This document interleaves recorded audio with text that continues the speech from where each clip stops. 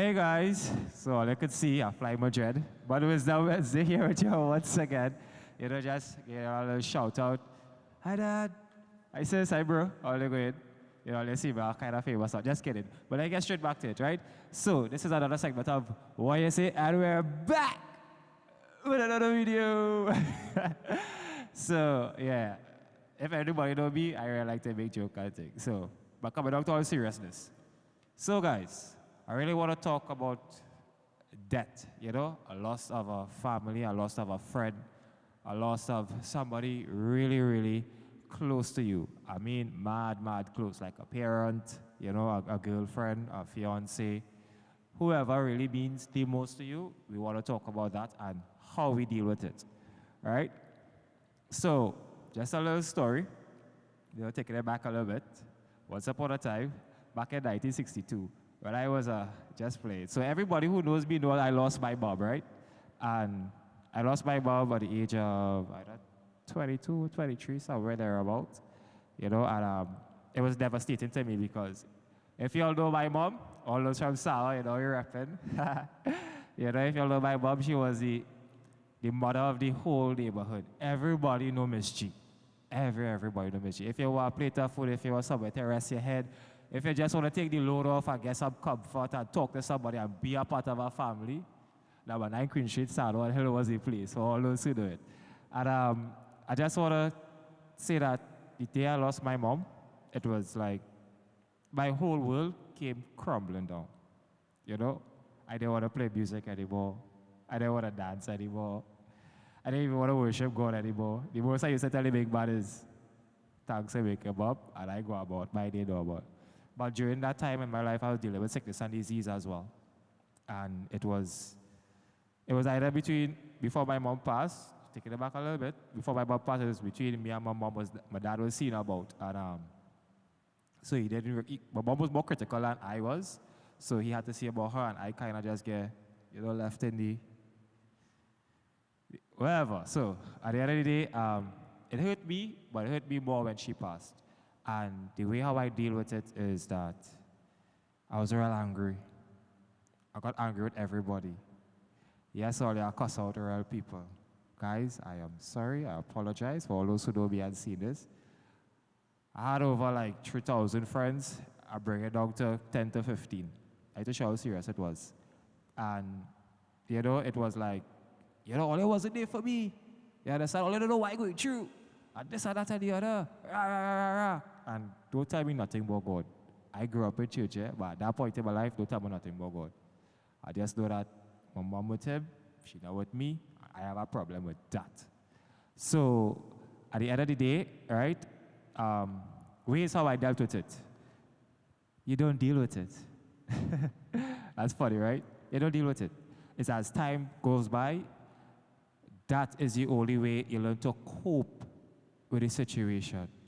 So as you speak out more, as you allow your mind not to run too much on it and not to forget the thought about the person that passed away, but as you live your life and you come into your own and you aim for your own family and you have somebody you could rely on or count on, you have a little girlfriend or you have somebody you check it out or somebody to talk to, or a little ride or die partner, we just do it.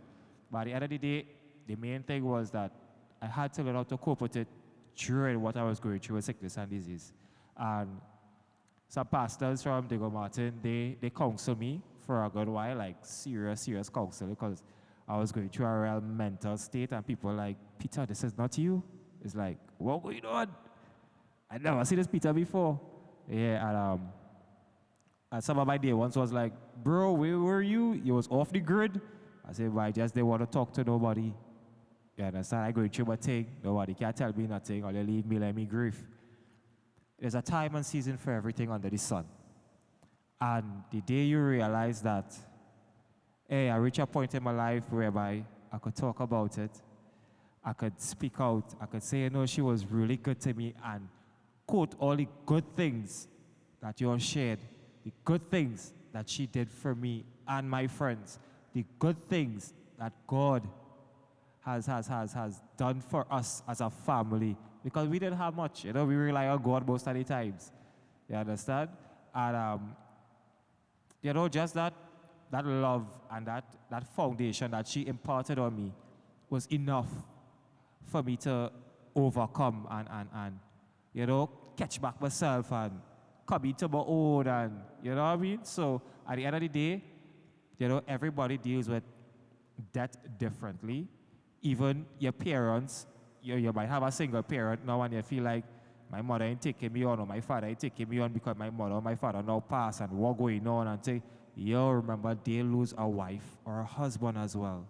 They have their own thing dealing with as well too, and they still gotta see about you and your feelings and your needs and your siblings as well and everybody around. So at the end of the day, you know, let's not be selfish. Let's come together. You understand? Let's talk about it. Let's get it off our chest because in work they have a saying, right? When you have a problem, the worst problem is not having a problem. That is a problem, no problem. And I want to know logically, all right, Peter, that ain't adding up. But you see, when you leave everything inside, like bundle up, and you're always saying, I don't have a problem, I don't have a problem, I don't have a problem. Yo, that is a problem. You have all that malice, all that hate, all that anger building up inside. That is a problem. So, dealing with death is something you can learn to cope with after the years. Yes, you have your season of grief. Yes, you would celebrate what the person did for you, the wonderful memories. Don't forget the foundation that they imparted on you because you would need to pass on that to someone else as well, right? And that love, oh, my mother was a loving person. It had to walk in them shoes, but still trying. You know what I mean? My mother was a loving, she loved everybody. She loved people more than me sometimes. I tell you, I had to share everything. The only thing I had for myself was my toothbrush and my underwear. Oh, God. It was hard. Anybody from Sawa know me, the Bonaparte family, you understand? All they know we share everything. Don't play all they know. David, Josh, Stefan, all that, Decky. All you know we share everything, dog. Let me real. Big man talk in here. But at the end of the day, you know, I just want to encourage you that your foundation means everything. That foundation, that parent who passed away instilled in you, don't forget it. Continue to press on. Continue to speak good about them. You know, continue to find out things from your aunts and uncle who grew up with them. Hey, you know what I used to do, how they used to be. You know how things was when you were young. You know, and just continue to have that good, wonderful memory that they left you with. Everybody wants to live, but nobody wants to die. And to be absent from here, this flesh, is to be present with Christ. We understand? So at the end of the day, you all got to keep in mind that eternal life is real. You understand? Yes, death is real. But at the end of the day, we aiming for better. You understand? We won't stay here hurting and grieving and always in pain and always going through sorrow and always, oh, why me? No. At the end of the day, sometimes you just have to encourage yourself, pick yourself up, dust yourself off like what Pastor say Sunday, and continue the race because they started their race and their time was up. And now it's for you to pick up sometimes where they left off and continue running. And that's what I'm doing. I'm picking up where my mother left off. Plenty people who know me know I now recently started to love people and have a personality and thing. So I'm picking up where my mother left off and I'm running my race. You understand what God has in store for me and purpose for my life. So guys, I just want to encourage you. This is another segment of What You Say? All right.